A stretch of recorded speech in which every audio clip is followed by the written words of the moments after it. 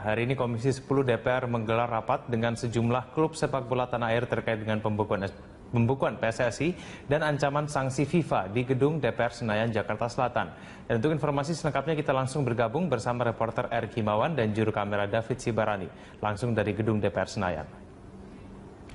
Erik, poin apa saja yang dibahas dalam rapat tersebut?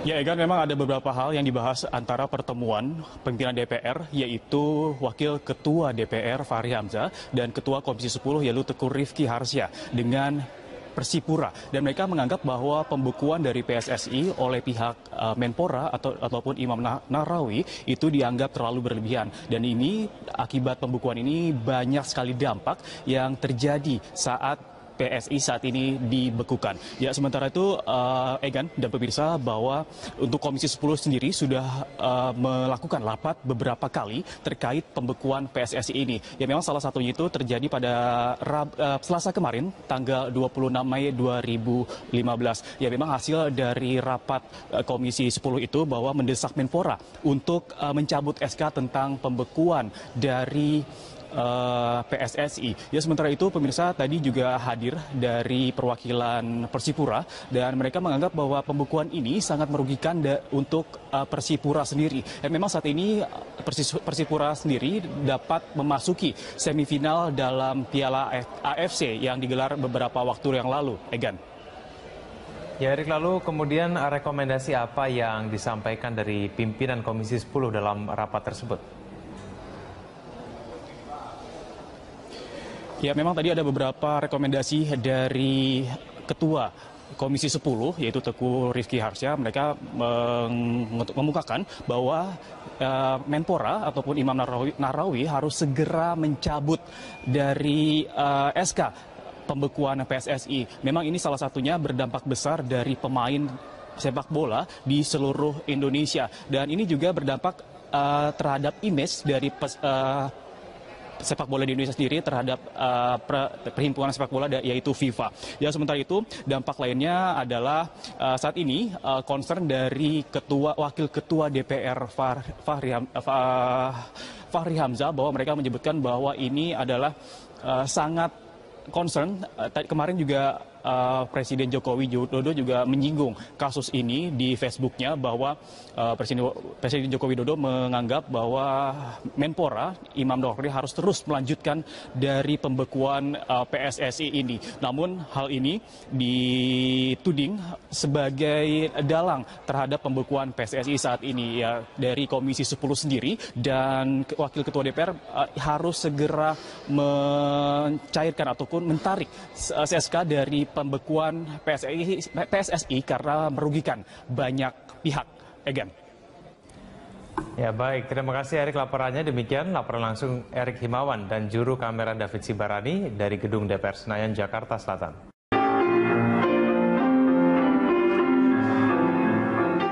Bersama Lunch Talk, pemirsa, kami mengajak Anda untuk memberikan komentar lewat Twitter di @jurnalsiang atau SMS ke 0811-833-5551.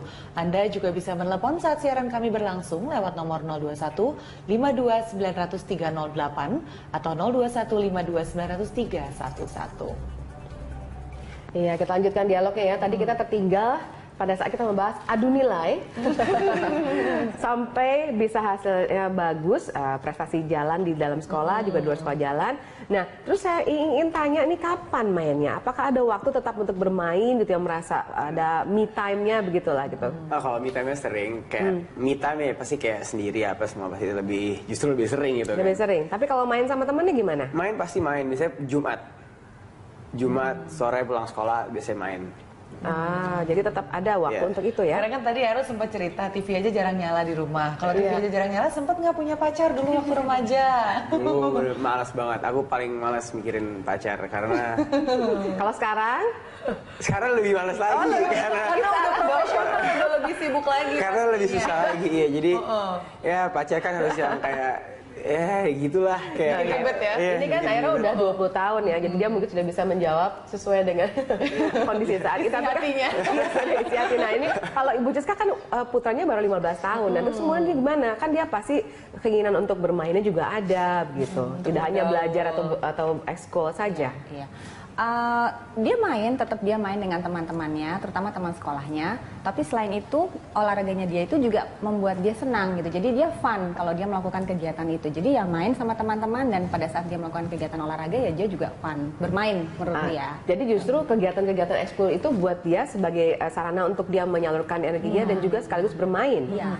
Berpengaruh positif nggak sih bahwa Christopher ini juga tergabung dalam berbagai komunitas yang dipersatukan dengan kesamaan hobi sports tersebut seperti itu? Iya, jadi dia banyak belajar dari teman-teman yang satu komunitas ya. Kalau dalam golf kan dia ikut junior golf gitu. Jadi dia ya berbagi pengalaman dengan teman-temannya yang sudah lebih memiliki istilahnya apa ya, jam terbang lebih tinggi di lapangan gitu. Ini kan kita udah dengarnya Bu Jiska ini sangat suportif, sangat mengetahui apa yang menjadi kesukaan dan yang ditekuni oleh putranya. Tapi ngomong-ngomong seperti soal kesukaan, apa Ibu dari awal sudah tahu dia itu sukanya golf, sukanya musik? Apa Ibu kemudian konsultasi lah gitu dengan seorang psikolog untuk menentukan sebenarnya bakat dan minatnya anak ini di mana? Justru untuk mengetahui minat dan bakat setelah dia besar. Setelah dia SMP baru kita melakukan tes. Tapi pada saat kecil saya awalnya itu membiarkan dia untuk mengikuti segala jenis kegiatan karena memang belum tahu kan arahnya kemana. Tapi salah satu cara saya juga sebenarnya untuk menyalurkan energi dia yang berlebih, karena Kristo waktu kecil itu sangat gesit ya, bukan hiperaktif sih tapi aktif sekali gitu. Jadi dia tidak bisa diam gitu ya. Jadi kalau di kelas itu memang paling heboh.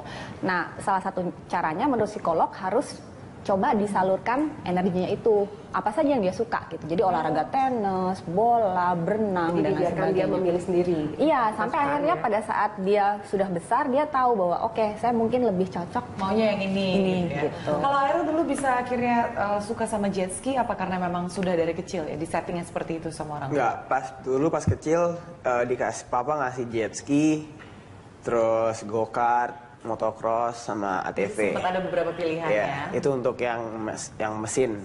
Terus kalau yang olahraga yang nggak ada mesinnya paling main bola, basket, terus paling dulu taekwondo, sekarang dan satu. Kenapa Aira tapi nyantolnya tuh di jet ski? Paling challengingnya paling beda. Bener challenge-nya tuh bener-bener yang jet ski nggak ada remnya soalnya. Jet ski nggak ada rem, terus ombaknya kan setiap detik ganti-ganti ya kan. Jadi mungkin belokannya bisa sama tempatnya, temen cara kita belok setiap lap beda. Atau mungkin kalau ada orang depannya kita harus nguber lagi. Itu lebih cepet thinkingnya daripada, jadi thinking skillnya tuh bisa lebih cepet daripada kayak mungkin mobil kan lebih kayak ngafalin track dan harus benar-benar precision banget untuk kita ngafalnya. Kalau jet ski mungkin nggak harus precise banget, tapi kita harus bisa calculate yang precise untuk the next couple of seconds-nya. Oke, jadi intinya sebenarnya menjadi atlet itu tidak hanya lebih ke fisik ya, tapi ternyata juga dibutuhkan kemampuan untuk berpikir yang baik. Makanya tetap harus jalan dua-duanya ya, ke ekskul juga, sekolah tetap nomor satu. Nah, kita sapa saja penelpon kita yang sudah bergabung, yaitu Pak Gusman Syah di Riau. Silakan Pak, apakah ada tanggapan terhadap anak-anak remaja yang punya segudang prestasi di luar sekolahnya ini? Halo, selamat siang. Ya, selamat siang Pak Gusman Syah, silakan. Nah, begini Bu, kita berharap pada pemerintah ini agar anak-anak berprestasi itu berilah dukungan. Kita anak-anak berprestasi itu bukannya hanya di ibu kota saja.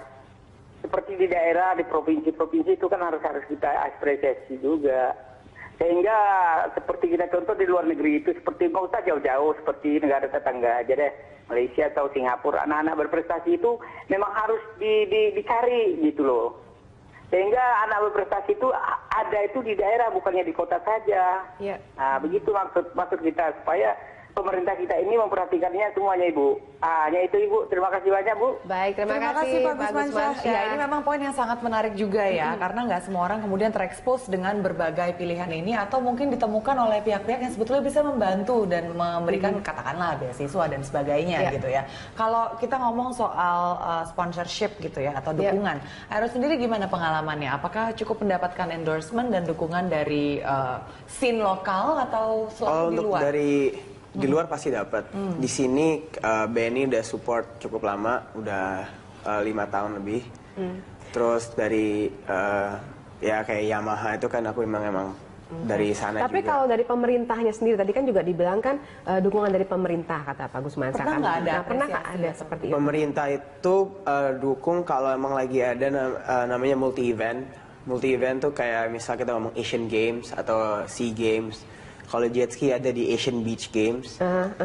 Itu mereka dukung untuk kasih financial apa segala macam. Untuk ikut kompetisinya. Ya, karena itu kan kita pergi secara kontingen, satu kontingen pergi di bawah Indonesia semua. Jadi ya bukan single event yang. Tapi kalau Tapi di luar itu kalau memang ada cabang olahraganya. Kalau ya. ada Tapi cabang kalau hanya olahraganya. untuk Kalau di kompetisi luar jet ski itu kejuaraan dunia, lebih banyak pribadi atau Lebih semua pribadi. Oh, oke ya. Untungnya memang bisa didukung oleh pribadi, bahkan pun ada sponsor-sponsor dari perusahaan-perusahaan ya. Nah, kalau misalnya Bu Siska melihatnya bagaimana? Tadi kan katanya Pak Gusman Sah menelpon kita, dia mengatakan bahwa itu mungkin hanya orang-orang yang di Jakarta misalnya. Nah, kalau di daerah menurut Ibu akan sama tidak, sebenarnya lebih kepada orang tua tadi kembali perannya? Karena kan menurut saya begini, karena saya taunya untuk golf ya, itu kan kalau ada turnamen gitu kan biasanya banyak anak daerah juga datang ke Jakarta gitu. Jadi bukan hanya anak-anak dari Jakarta. Jadi orang tua juga sangat berperan untuk mencari informasi. Karena belum tentu anak ini kan tahu ya kapan ada jadwal turnamen, kapan ada event. Jadi orang tua yang harus lebih mengencourage dan lebih mencari informasi sebenarnya kalau memang mau mensupport dan mengembangkan anaknya. Iya, jadi kembali ke peran Iya. orang tua Ini ya. kita untuk udah orang bahas tua ya. berulang-ulang dari tadi bagaimana peran orang tua ini sangat krusial dalam perkembangan anak dan prestasinya di luar Iya, sekolah. betul. Aira sendiri pernah terbayang nggak? Kita udah dengar cerita ya dengan Bu Siska tadi, dengan Christopher, bagaimana jika keluarganya Aira itu tidak sesuportif ini? Tentunya sangat besar sekali peranan Iya. mereka terhadap kesuksesan Aira sekarang ya. Besar banget soalnya ya yang kan kayak orang tua kan sebenarnya kayak nge-invest ke anaknya juga kan. Tapi itu juga it depends on the kid mau apa enggak. Mereka bisa bilang kayak misalnya papa aku kayak udah kayak invest untuk di jet ski apa segala macem, cuman it depends on me. Kayak laki aja kayak aku emang pengen, cuman kalau ada misalnya anak yang nggak suka, terus anaknya nggak bisa ngomong ke orang tuanya, jadi kayak Terpaksa akhirnya. terpaksa kan juga nggak bisa jadi bagus juga kan jadinya. Jadi komunikasi menjadi penting ya. Kalau Iya. tadi Bu Siska juga bilang dia membiarkan Christopher mencoba satu-satu dulu semuanya sampai capek baru tahu sukanya golf gitu. Supaya dia nggak penasaran gitu kan. Kita nggak boleh membatasi kan, walaupun mungkin saya melihat mungkin gitu, oh mungkin anak ini nggak bakat di sini, tapi saya nggak pernah mengatakan itu kepada dia. Jadi nggak mematahkan semangat, supaya dia merasa dulu, baru abis itu oke, berarti saya kurang di sini. Kita boleh kasih tahu, tapi jangan sampai mematahkan semangat anak itu. Ini Iya sih, ngomong-ngomong betul. soal keluarga nih ya, Aira ini juga punya adik yang juga bergelut di bidang yang sama dan juga berprestasi. Namanya Aksa, 3 tahun lebih muda ya. Ini gimana nih kalau di rumah? Terjadi persaingan dong pasti ya? Iya. Ada cerita lucu nggak? kita berdua benar-benar kompetitif banget dari pokoknya untuk olahraga kita benar-benar gila kompetitifnya, yang di jet ski pun juga begitu, kita bisa yang finish 1-2 yang kayak sekarang ini 2015 di seri 1 US National Tour-nya juga Aksa lagi leading, aku yang kedua malahan. Jadi ya kita benar-benar terus kalau latihan di gym apa semua dia nggak mau kalah ngangkat bebannya, maunya sama beratnya atau nggak lebih berat. Jadi ya nggak apa-apa. Gimana rasanya kesusul adik yang lebih kecil? No, it's good. Jadi aku juga harus Terpacu ya? motivate myself untuk lebih bagus lagi daripada Kita sebelumnya. kalau melihat perkembangan Aira dan adiknya itu mereka kan sangat disupport oleh keluarga. Kemudian juga tadi nggak sedikit nilai ekonominya ya, maksudnya dibutuhkan biaya yang besar untuk bisa mendukung supaya bisa berprestasi seperti ini. Nah, Ibu Siska, bagaimana kemudian menyiasatinya? Kan pasti kan mungkin nggak semua orang bisa kemudian memberikan biaya yang besar kepada anaknya supaya dia bisa mengikuti berbagai kegiatan, kemudian juga bisa berprestasi pada akhirnya. Bagaimana menurut Bu Siska menyiasatinya? Menurut saya sih banyak bidang sebenarnya yang bisa mengakomodir keinginan anak gitu, nggak harus yang selalu membutuhkan investasi besar gitu ya. Jadi menurut saya balik lagi ke orang tuanya, kemampuan orang sejauh mana orang tua bisa mensupport. Jadi tidak harus ada yang dipaksakan. Saya rasa anak juga akan mengerti kan kalau kita ajak bicara, misalnya belum tentu yang dia inginkan itu bisa dipenuhi karena keterbatasan banyak hal gitu. Kalau menurut saya sih banyak olahraga atau banyak bidang yang bisa diikuti oleh anak ya. Maksudnya nggak bisa ikut yang ini, dia bisa ambil yang lain. Jadi banyaklah terbuka kesempatan untuk anak-anak. Ini Bu Citra ini nampaknya sudah mengadaptasi pola asuh yang juga cukup modern dan terbuka ya pemikirannya. Boleh tanya sedikit nggak, apakah ini juga pola yang diterapkan ketika dulu Ibu Siska sebagai anak-anak? Apakah ada perbedaan dalam pola asuh dari satu generasi ke yang lainnya? Iya dong, karena dulu saya juga ingat kalau misalnya lagi harus latihan piano, berarti ibu saya akan ada di samping saya. Sabar menunggu. Sabar menunggu. Begitu ya. Nah, apakah Ibu Siska juga seperti itu, intensif gitu ya, mengawal sang anak? Saya rasa sebagai orang tua saya banyak belajar dari pengalaman yang sudah pernah saya dapatkan, yaitu diasuh oleh orang tua saya. Jauh sedikit banyak pasti saya akan mengikuti pola mereka, karena yang saya rasakan sekarang manfaatnya itu adalah hasil dari asuhan mereka. Jadi lebih banyak ke arah situ juga, dan saat ini pun karena kita keluarga sangat dekat gitu. Jadi orang tua saya juga banyak berperan dalam pengasuhan anak-anak saya gitu ya. Dan tapi menurut saya sih pola yang dulu dan sekarang itu tidak terlalu banyak berbeda. Hanya saja mungkin saat ini kan pendidikan modern ya lebih banyak mempengaruhi kehidupan sekarang. Yang dulu mungkin tidak tahu istilah ilmiahnya, tapi sekarang sudah ada istilah ilmiahnya, jadi bisa lebih didetailkan lagi untuk pengasuhan anak-anak. Jadi pilihannya lebih banyak juga mungkin ya. Kakek nenek juga berperan ya. Nah mungkin juga lebih banyak juga distraction ya, karena dulu nggak ada game gitu kan, nggak ada TV gitu kan. Dulu harus main di luar. Ya, kita main yang tradisional ya lebih banyak ya. Iya, jadi sebenarnya tidak harus mengeluarkan biaya yang besar gitu ya untuk bisa tetap menyalurkan energi dan bakatnya anak ya. Cuma kembali harus pintar-pintar melihat si anak itu sendiri. Nah, menurut Ibu, apakah kemudian setiap orang harus ke psikolog seperti yang Ibu lakukan, atau sebenarnya bisa dilakukan secara alami? Tergantung kebutuhan, ya tergantung kebutuhan. Kalau kita bisa mengatasi masalah atau anaknya tidak ada problem, mungkin tidak perlu. Tapi kebetulan kalau saya punya pengalaman, anak saya ini anak pertama, jadi pertama kali punya anak. Anak saya agak berbeda dengan anak lain. Jadi waktu kecil itu dia sangat aktif dan tidak bisa diam, yang terlihat sangat berbeda dengan teman sekelasnya. Itu saya menyempatkan diri saya untuk membawa anak saya ke psikolog, karena saya ingin tahu pola seperti apa yang cocok untuk saya terapkan ke anak saya gitu. Dan ternyata memang karena dia fisiknya sangat kuat dan energik, itu memang harus disalurkan melalui olahraga. Oke, jadi nggak harus selalu pergi ke psikolog ya, tapi ada baiknya juga kalau memang dibutuhkan begitu ya. Tapi emang perlu atau tidak, hiperaktif atau tidak, yang namanya menekuni sebuah olahraga itu seperti Aero juga udah share di segmen sebelumnya, kita bisa punya banyak nilai-nilai yang kita ambil dan akhirnya bisa kita aplikasikan. Contoh yang paling gampang adalah disiplin dalam belajar mungkin, atau sportsmanship, ketepatan waktu, endurance, dan lain sebagainya. Aku juga pengen nanya nih sama Aero, pernah nggak ngerasa bosen dengan rutinitas yang sangat padat? Atau mungkin bosen sama jet ski, pernah nggak? Pernah. Pengen alih profesi aja deh, aduh nggak usah jadi Karena bener-bener yang pernah sampai kalau nggak salah sebulan lah, paling lama sebulan waktu itu. Pernah udah bosen, ya mungkin karena latihan terus tiap hari kan, waktu itu juga sempat. Akhirnya sempat kayak main motocross saya dulu lah, tengah main go-kart waktu itu sempat di US juga. Jadi kayak ya udah akhirnya nggak main jet ski, cuman masih akhirnya lama-lama kangen lagi sama jet ski, itu akhirnya main lagi. Cuman ya itu itu kan ya itu kita hidup kan pasti nggak mau rutin terus kan, jadi ya pasti pindah-pindah juga ada. Kalau Christopher, anaknya Ibu, pernah ada mogok gitu nggak? Mogok atau kegiatan tenis dan sebagainya? Pernah. Kalau tenis memang sudah lama dia tinggalkan karena beda cara mengayun. Jadi memang nggak bisa dilakukan bersamaan gitu. Beda-beda swing sama ini. Tapi dia ada saat-saatnya dia juga ngambek gitu. Kalau ya. lagi begitu gimana tuh Bu Siska? Biasanya saya semangati, udah nggak usah marah. Kalau main tuh memang gitu, ada menang ada kalah. Jadi sampai dia akhirnya menyadari bahwa dia bilang, "Mama, aku harus punya mental juara. Gimana caranya? Belajarnya di mana?" gitu. Karena memang dia kalau lagi main terus dia suka down kalau lagi jelek ya. Ya itu saya bilang ya memang mental juara itu harus yang stabil, walaupun dia sedang jelek mainnya, dia tetap harus bisa mengatasi emosinya. Bagaimana kita mengatasi emosi dalam menghadapi sebuah kekalahan? Kita akan tanya ke Aero di segmen berikutnya. Iya, pemirsa, Lunch Talk akan kembali usai jeda. Semangat sekali kita kayaknya.